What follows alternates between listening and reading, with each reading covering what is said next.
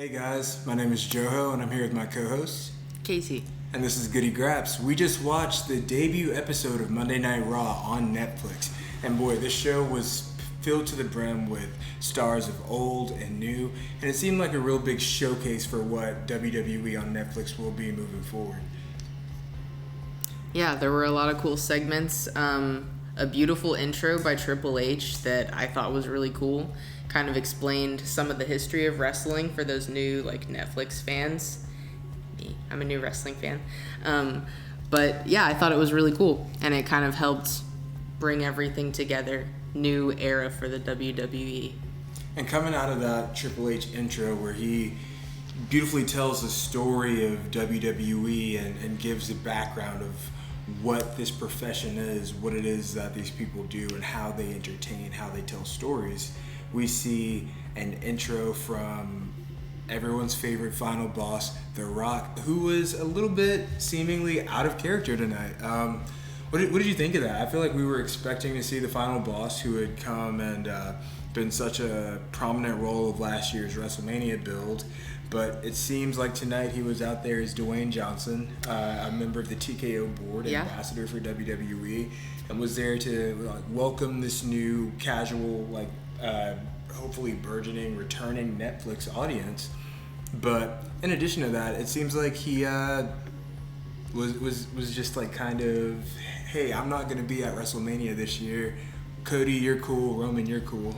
What was that? I was a little surprised to see that too. I was expecting Dwayne to come fight somebody, obviously, or pick up a rivalry with Cody or maybe with Roman, and that didn't happen. So I think a lot of people were disappointed, but I like the direction that they took it in. Yeah, I thought it was cool. I've seen some fans online be a little critical of. It seems like we threw away some of the storytelling beats that the foundation was laid for. Kayfabe. Both with we're throwing kayfabe out the window. There was a lot of build that happened last year going into WrestleMania. There was the promo Rock cut on Cody the night after Mania on Raw last year, as well as his appearance at Bad Blood after the main event. It seems like it all set the stage, and he says he's appearing tomorrow on NXT. He goes live backstage after. The Rock is a busy guy. The Rock is a busy guy. This man is backstage drinking tequila with Cody Rhodes and high-fiving Drew McIntyre, giving hugs to Hugging Triple everybody. H and Paul Heyman and the Tribal Chief, and then hops in his car right after drinking all the tequila, drives off, and is just like, I aspire to have that level of just power, prestige, legacy, and the ability to not give any fucks that Dwayne Johnson has. He's a fun guy. I think everybody loves The Rock. There's no one who doesn't know that guy. and with so many viewers who probably don't watch WWE regularly tuning in tonight, he's a familiar face. He's the biggest name to ever come out of wrestling, and I feel like he wanted to be that welcoming, familiar face to bring everyone back in. But I do think that him reappearing at the end of Tribal Combat, and I think there was some foreshadowing there. We will be seeing the final boss again. I think the next time that he comes back, he'll be back into the swing of things. Like Triple H was saying in his press conference, tonight was kind of treated as a one-off welcome and new viewers. But let's get into the next thing, Tribal Combat. I think having The Rock there was a really great way to introduce the new viewers into what Tribal Combat even is, or what this whole bloodline situation even is, because it must have been kind of daunting having to explain that in a quick way to a brand new audience, and I think they did a really good job. They paid respects to the elders, explained what a tribal chief is, why it's important, so I think that was good. Yeah, definitely. We saw members of the Anoa'i family were in the crowd tonight. Yeah. This was a huge moment. Solo, I really think, for all the flack that he gets, he's very much improved as a performer throughout the last quarter of the year. And I think he more than held his own tonight. He looked like he belonged. And though he lost, there's only one tribal chief. He very much looks like someone who could give Roman a run for his money. I love that Roman's matches are now just like always these big, overproduced, several appearances from several members of all these warring factions. While he like lays there and looks in distress, people are just doing all this acting and storytelling and stuff around him, and he looks. I love Roman's faces when he's like injured in the ring. He's always got some kind of expression. Yeah, in the post-show press conference, Paul Heyman is pushing for Roman Reigns to get an Emmy. So he deserves it. That's the next thing. It seems like that's how he aspires to like cement himself as the greatest. He will transcend championships within WWE and bring WWE its first Emmy, which I think would be amazing to see. Like, we watch wrestling every week, like the same way people would watch an SNL or another The Bachelor, variety show. Love Island. These shows have been rewarded, and like for the entertainment and the audience that these guys continue to bring in on a year after year basis, it just seems like maybe a logical next step like could be that kind of representation. And I know that it would just transcend the way that wrestling is viewed by casual audiences. But huge shouts out to Roman, Paul Dwayne. Heyman. Yeah. Dwayne got to come back out, and like Paul's gonna put the Ulafala onto Roman, but The Rock decided to do it himself, and that just looked like a huge moment for them. Like, I feel like it was beautiful. Outside of the story, I feel like that was just like, hey, like our family and everything that we've done for this business and all that we've built it, all of the people that came before us, this moment was for them. And Roman pointing up, acknowledging his father, acknowledging his uncle that have recently passed, the legendary Wild Samoans. It was a really touching moment, and I'm excited to see where the story goes. It seems like with The Rock seemingly not going to be at WrestleMania, there's tons of directions for where every member of this bloodline story can go. Like, what does Jimmy do? Where does Solo go? What happens with Jacob Fatu? I'm so glad we got to see Jacob Fatu at all tonight, because I didn't think we were going to. And I was actually really sad about that. I love Jacob Fatu, but I'm glad he got to make his big Netflix premiere as well. And yeah, it's just really cool to see how much their family has like done for the WWE throughout the years, and this was all possible because of them.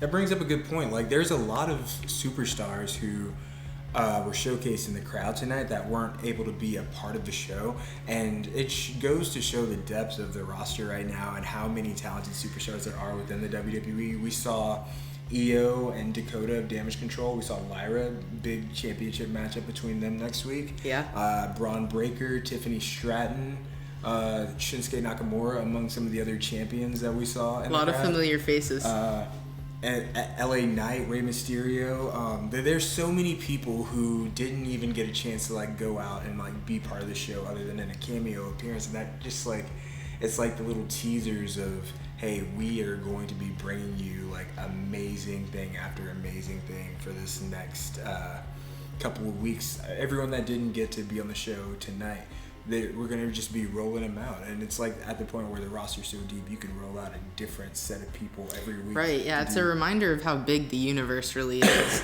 And one honorable mention that I'd like to take a moment to bring up while we're talking about it is Bronson Reed.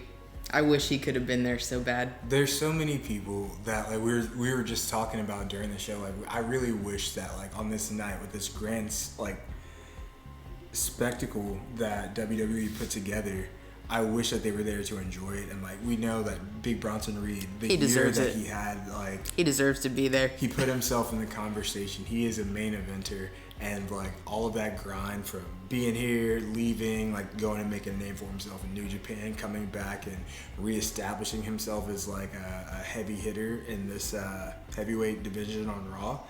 He deserved to be there and be part of this moment. He was live tweeting, so love to Big Bronson. Yeah. Get well soon, homie, and can't wait to see you back in the middle of everything. Another person I really wish was there to experience all this, Bray Wyatt. I just like, there's so much, and seeing him in the Triple H package in the Open really made me like kind of emotional. Just like, he should be here for this moment. I saw with like every entrance that like we saw The Rock come out, Triple H, John Cena, CM Punk, Hulk Hogan, all huge names within this like long storied history of WWE. Did you see when they were like looking at the crowd, how they were almost taken aback at like, this is all like made possible by like our contributions to this? Yeah. And I know that like there's things that probably got pushed tonight. Like we didn't get to see the women's intercontinental title match. Like we didn't get to see like a big return from like a Becky Lynch or anything, but we got like segments with The Undertaker and Hulk Hogan, and Hulk Hogan got booed. He got the shit booed out of him to like no end. That was crazy. I was in denial about the boos. I was like, no, they're cheering for him. No. They were not. That Hulk Hogan pack went up in LA tonight, and like deservedly so, some might say. But like, without a doubt, without Hulk Hogan, without The Rock, without John Cena, the spectacle that we were presented tonight is not possible without The Undertaker. And like, I believe that this was Triple H's way of like paying it forward to them and being like, hey guys, like, you guys are pivotal pillars in what built this into what we are. And I feel like a big part of tonight was telling the story of WWE to casual audiences. So being like, hey, these are our legends. These are our Tom Brady's, our Wilt Chamberlain's, the history that you hear us reference. And moving forward, we have this amazing roster of young talent that are going to blow your minds away like every week. But again, shout out to Solo, shout out to Roman. Tribal Combat was an amazing match, super entertaining. And after that, we got to see the return of the GOAT, the greatest of all time. The reason why many people in my generation loved wrestling growing up. He was our superhero. He was like the end-all, be-all of WWE, John Cena. And he's coming out and he's doing the thing that I did not want to see from him. Like, cut the humble shit, bro. Like, cut the humble shit. We want to see Super Cena. We want to see domination. We want to see you call your shot. We want to see you come out and be the man and finish this year the way that the GOAT can, going out in like the blaze of glory. It's so sad to see John Cena talk about how he hasn't won a match in 2,000, however many days. However many days. It's been a couple years since he got a win. Yeah. But like, that's because he decides to come back constantly and pay it forward. He had an amazing, super, super long run. Like, his run on top was longer than a lot of the top guys before him. And he held the company down for a really long time.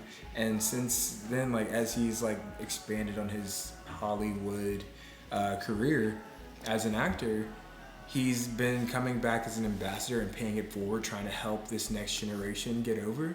And for as much as like I can appreciate the humility that he shows, because I know 100% it's like from a genuine place, like he really wants to just like be of service to this next generation. We are the WWE universe. We are the fans. You tell us from your own mouth that what we want is important, and what we want is for Super Cena to come out and dominate. So seeing him get fired up and say how he's looking forward to being in the Royal Rumble makes me really excited for this like build in the road to WrestleMania. And it seems like a lot of people are calling their spots for the Royal Rumble. We saw CM Punk, John Cena, of course, Jey Uso. Everybody wants to win the Royal Rumble. Yeah, everyone wants that WrestleMania main event, and people are all... I think that this is so good because I know I'm an older fan, so I watched during the dark ages. I watched all throughout the 2010s when it wasn't cool, and like people will call and ask you, hey, are you watching the game right now? And like I'm looking at stats on my phone, but I'm tuned into Monday Night Raw, and it's just like, I can't let anyone know that this is what I'm watching. But like I was in those trenches and I saw like how bad the product could be, and I just really, at this point in time, I forgot where I was going with that. We're just talking about John Cena. Oh yeah, yeah, that's where it was. Everyone in this main event scene that's going and calling their spots. Like, there's so many different guys that are viable top contenders. Like, it can be Punk, it can be Drew, it can be Sammy, Kevin Owens, it can be Cena, Orton, LA Knight, like Jey Uso. These are all realistic options, and having that kind of versatility and that element of surprise where it takes away the predictability, and you have that many options. It makes it to where it's like there's so much quality up and down. Like, I'm not even mentioning Seth Rollins, who like, well, we'll get to Seth Rollins in a bit, but like the possibilities are endless. One person, however, that I do not want to see win the Royal Rumble is Logan Paul. Yeah, we can agree on that. I completely understand why he's on Raw, why he's on Netflix, why, given his platform and his reach and the audience that he brings to WWE and the sponsorship with Prime. I get his reach, and I get like why he's being put in this prominent position. Oh yeah, absolutely. However, like despite the talent, despite like everything, I will not sit here and pretend that he's not like so naturally gifted and that he doesn't take to this like a fish to water. The dude was born to do this. Yeah. But as we were talking about this the other day, we just have so much respect for full-time roster members that like this is their life. This is something that they've dedicated themselves to for years. Yeah, day in, day out. He's always treated it like a side hustle. And now he's saying, "Oh, no more side hustle. I'm here full time." Like your third match was for the world title against Roman. Yeah. You got to beat Rey Mysterio for the U.S. title in Saudi Arabia, and then just like fuck off for a year. Yeah. But I also think it's little things like that that make Logan such a great heel and make him so like easy to hate, and that really is a good thing in wrestling. It's good to get a crowd reaction of any kind, and he gets a huge crowd reaction. He's a real life heel. Like that's the thing. Like it comes so naturally to him, and him like he understands the business. He understands that like.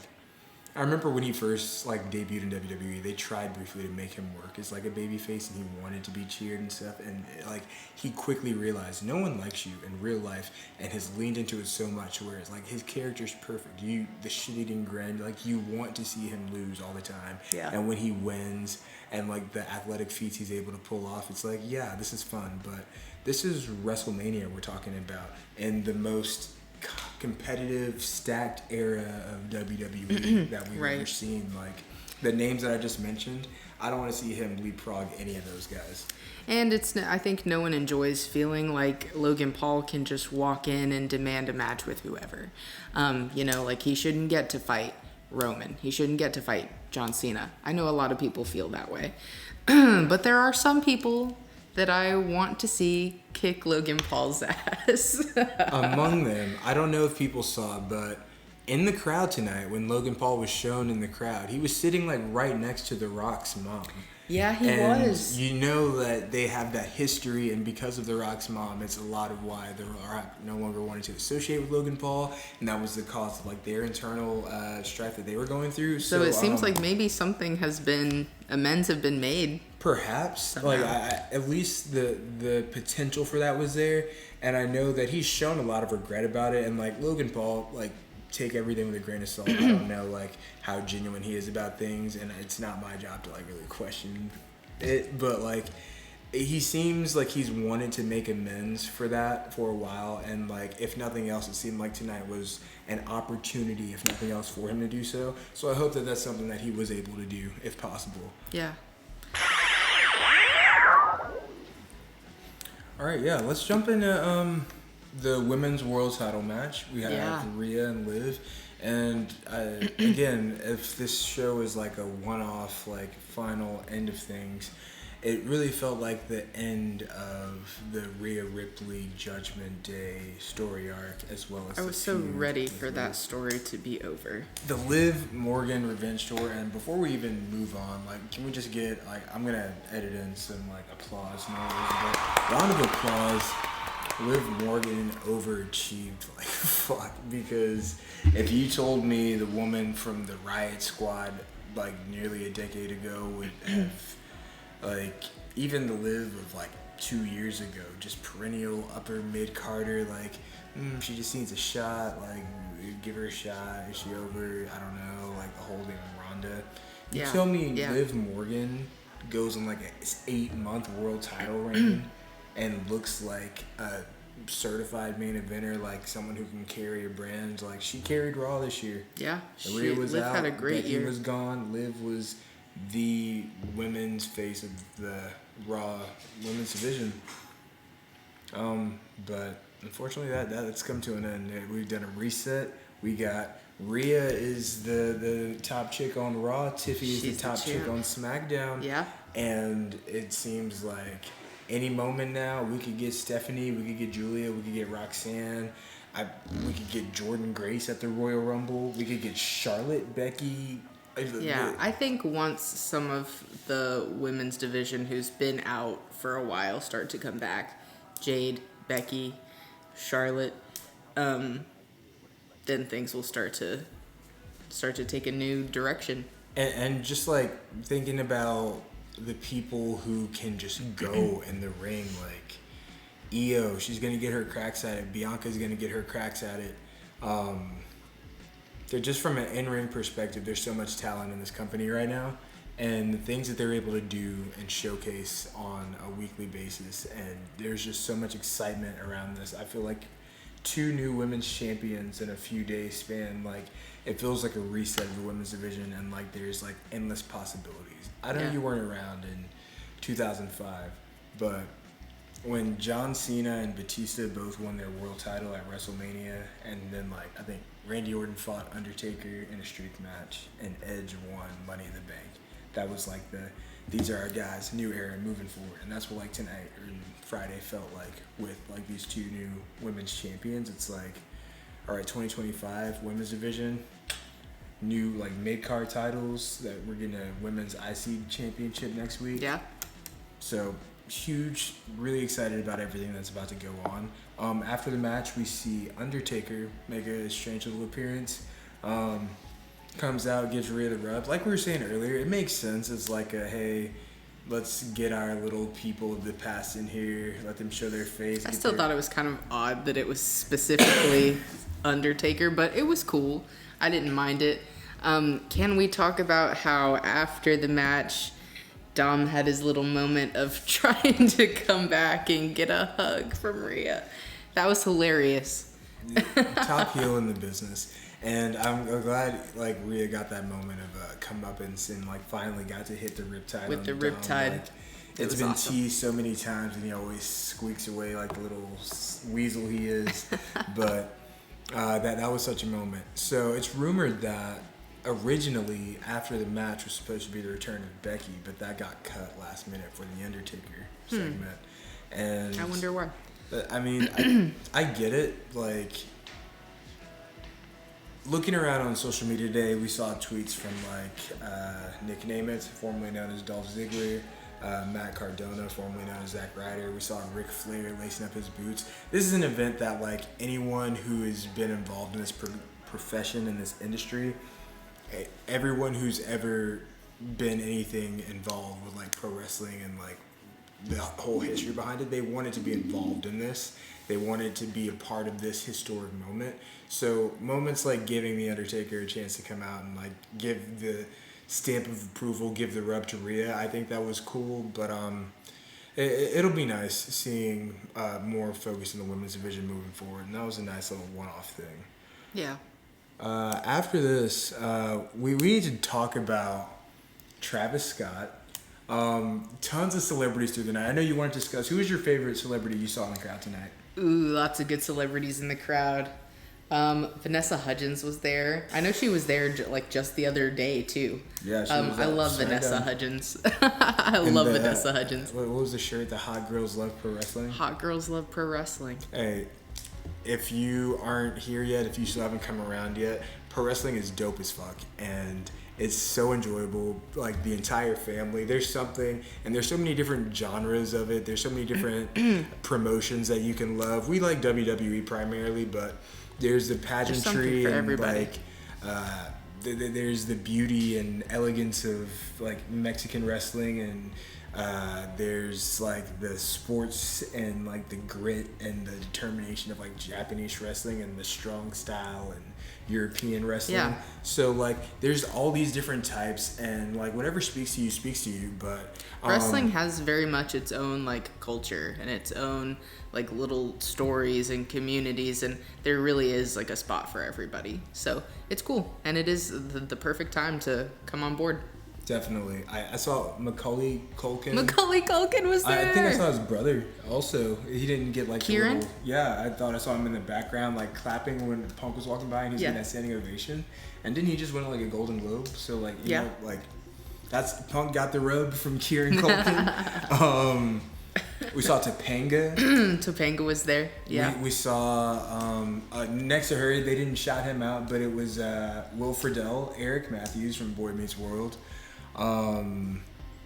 Gabriel Iglesias got to come plug his new Netflix special. Yeah. Talk shit with the New Day a little bit. But no celebrity moment was as iconic as Travis Scott coming out, smoking a joint, like performing like 2 seconds of Fiend, and then accompanying Jey Uso during his entrance. And doing the yeet. Yes. If you had never watched a WWE show before tonight and you saw that entrance, you would not be like... It wouldn't surprise me if you thought Jey Uso was the most popular performer in the industry of all time, because his entrance is that over. We've seen, like, he mentioned it, like, in Lyon, France, it was an the crowd amazing... was amazing, yeah. But tonight was otherworldly. That was, like he said, his best entrance of all time, and it was funny.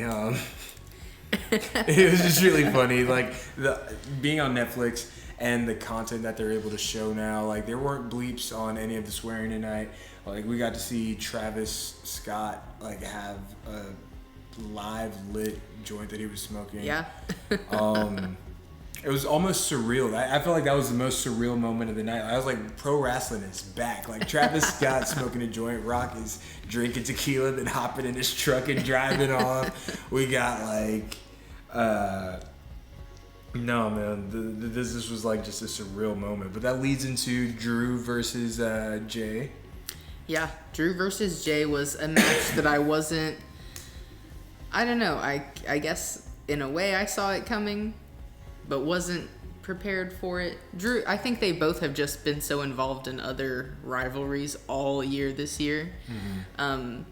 And their own like personal beef just came to light a couple weeks ago. So, and Drew lately, he's had this little alliance with Solo's Bloodline and Kevin Owens, and it seems like all of them are like working together some way somehow. Drew, Kevin, and Solo's Bloodline are all in cahoots. And we saw, I forgot to mention, maybe we mentioned it, but Kevin Owens appeared during Tribal Combat and like attacked I don't think Roman. we did mention this, which is crazy. Cody, like we talked about like the big like celebrity freaking cameo fest that Roman matches have become. But Cody and Kevin got to progress that WWE Championship storyline by Kevin coming out looking like a seething villain, attacking Roman in the middle of the match, and then like waiting for Cody, looking like the evilest he's looked in years. So super excited to see how that plays out on SmackDown this week. Yeah, but we had a lot of predictions that came true during this event, but something that we had no idea was going to happen was Kevin Owens showing up and stealing the show and attacking Roman Reigns. Definitely not. Sorry. But Jey Uso getting the clean victory over Drew McIntyre tonight, I think that does wonders for him, gives him a lot of momentum going into the year. Yeah. And like I do believe that at some point this year Jey Uso will like ascend to that mountaintop. I don't know if it's he gets like a short little like world heavyweight championship reign. I don't see him taking Cody's belt like that. There's bigger stories to tell with Cody's belt.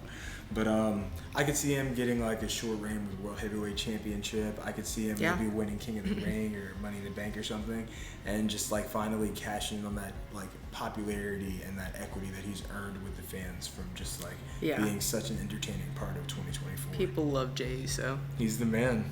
So after that match, we saw Hulk Hogan come out to plug his new Real American beer, which is a partnership that he's going to have with the WWE moving forward. So this logo is going to be displayed on the ring canvas alongside like the Prime Energy logo, I believe Fortnite, Snickers, a few Cricket, like a few of their other sponsors are all getting their displays, and that's a big part of sports presentation now. Just like these sponsors and ads that are going to be like on display. We see it a lot in like basketball and football, like on the jerseys. So it's something. But Hulk Hogan was not well received. Like this was, I don't want to say a tone deaf moment from WWE. Well, I think he made a specific comment because when he first came out, of course the crowd popped for him. But he made a specific comment that said, I don't remember exactly what he said, but it was something along the lines of, you guys have always been behind me through everything, and that's when the boos began. Oh yeah, through thick and thin, like yes. You guys have always stuck by my side, and that is not true, Hulk Hogan. There are certain things you've said and done that we do not stand by.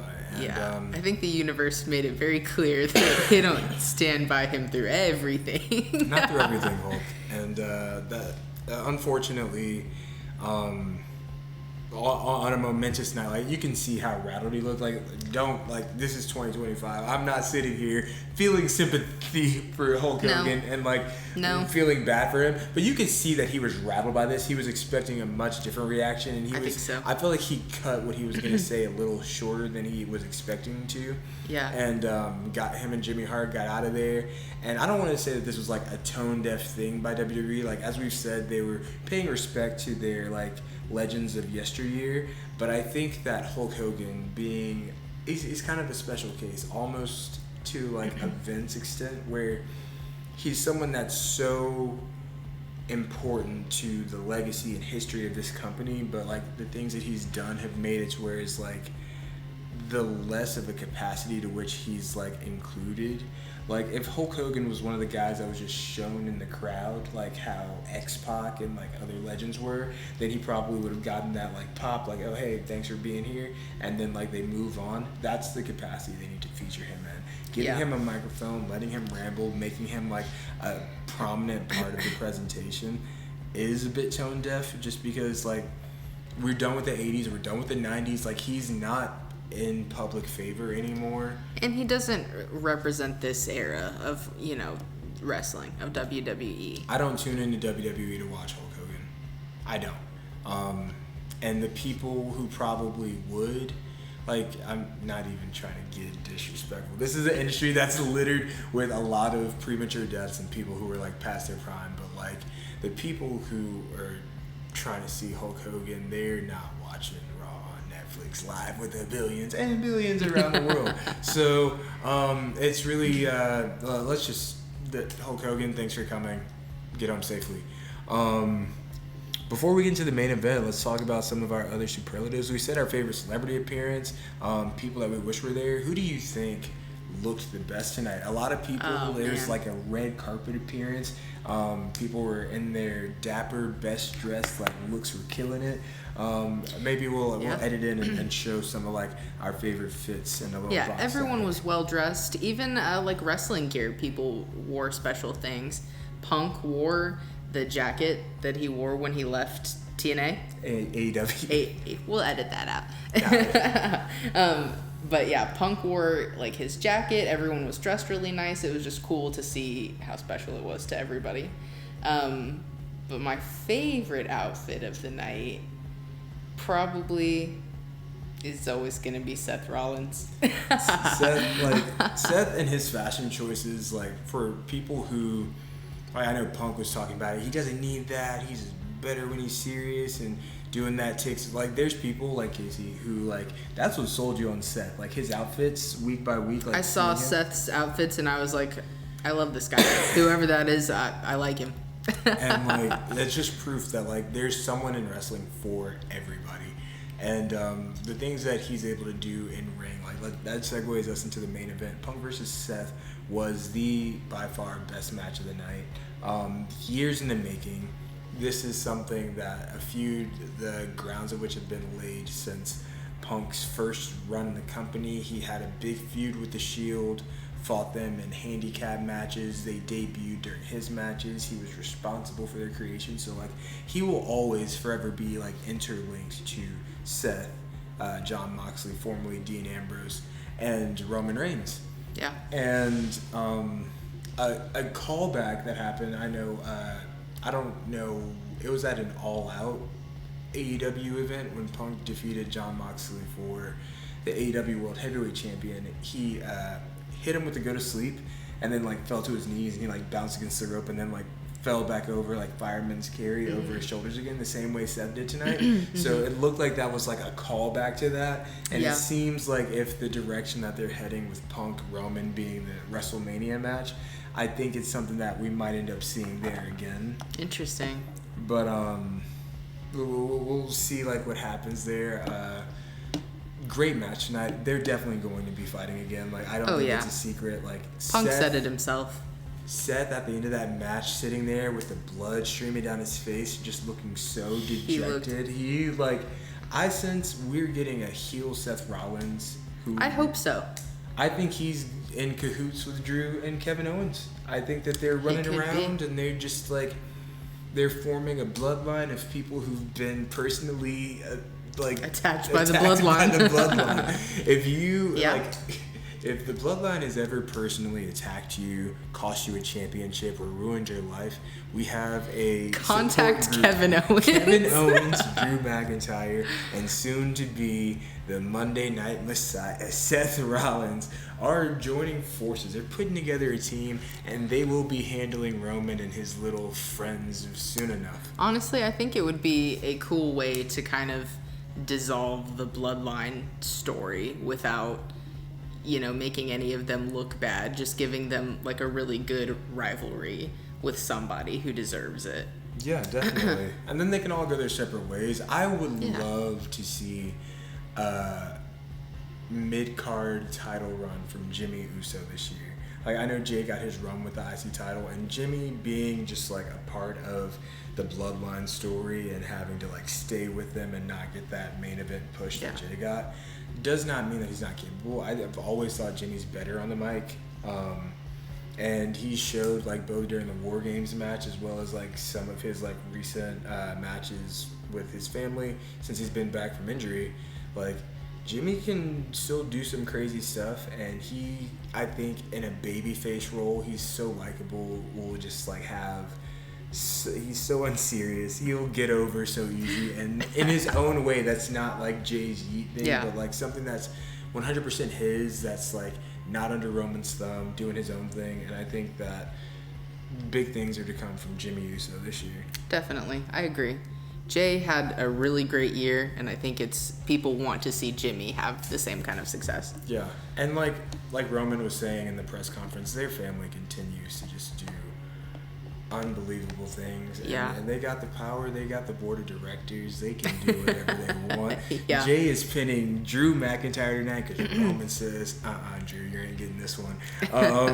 Like Jacob Fatu is doing backflips, moonsaults. That's 2 freaking videos in a row that I've called a moonsault a backflip. My bad. I'm gonna have to just like Jacob Fatu is doing moonsaults, and we got Braun Breaker sitting on the bench tonight. Like, This family moves needles, and they make what they want happen. So, they really do. All in all, you want to cover some of the press conference? We saw John Cena come out and talk a little bit and just continue to be humble, continue to just like want to answer as many questions, be like this therapist. John Cena is such a... I don't even know how to describe it. He's just always so calm and has something so like well spoken and well thought out to say. Just such a like an even keel guy. So different from like very enjoyable guy to just listen to talk. He has like, and that's why he's the voice of Honda, and he's the voice of Experian, and like you just hear him because he just has one of those voices where just like I hear this guy and it's like there's like a comfort there, you know. He just sounds like a familiar guy that you can trust, that you've always known and loved, and like tell you to never give up. He's gonna force you to believe in yourself, to always work hard, hustle, loyalty, respect. He doesn't embrace hate. Like I feel like after a while, the character that he was playing like became ingrained in his brain. Like, I have to continue to be the stand-up role model citizen because these kids look up to me. Yeah. I'm their hero. And I feel like he drank the Kool-Aid, and like that really is who he is, and that makes it even better because like dude's doing all this and is genuine as fuck. It's sincere, yeah. It's sincere. We saw Roman talk about deserving an Emmy. That we touched on that a little bit earlier, but like I feel like if Roman misses his mark and like this bloodline thing just like is past its expiration date, but they've set the stage for like future people to get Emmys, who do you think on the roster is most likely to win an Emmy if not Roman Reigns, like in the future? If not Roman Reigns, I could easily see Cody Rhodes winning an Emmy. Sami Zayn, I could see. His story's already fucking over. Sami Zayn, I could see winning an Emmy. Sammy and Kevin are two of the best actors. And give Sammy an obstacle, and he will overcome it in an inspirational way that's worthy of an Emmy. No one will ever be Sammy. I feel like that should become a tagline of the show. We should say like in unison, like no one will ever be Sami Zayn. And it's just like no one. Like he has the one of one capacity to just make you feel something. Yeah, and he's such a likable guy. He's got such good aura. I hate to use that word, but I think, Sami Zayn's got it. We saw the New Day backstage in an interview with Kathy Kelly where they cut off Fluffy. Big E. They were mean to Fluffy. They were mean to Big E. They've been in a bad little mood lately. And you know what? I'm not trying to be controversial. I support them. I support them. Big E is on the little panel tonight with Wade Barrett trying to kill them with kindness. Oh, these two guys, I've never seen them behave in such a way, and they're not the two guys I went to war with. Well, why don't you come into retirement? Why don't you come out of retirement? Like, you and your looming will he, won't he has been a cloud over them that has prevented them from being able to do anything of substance since the moment that he got injured.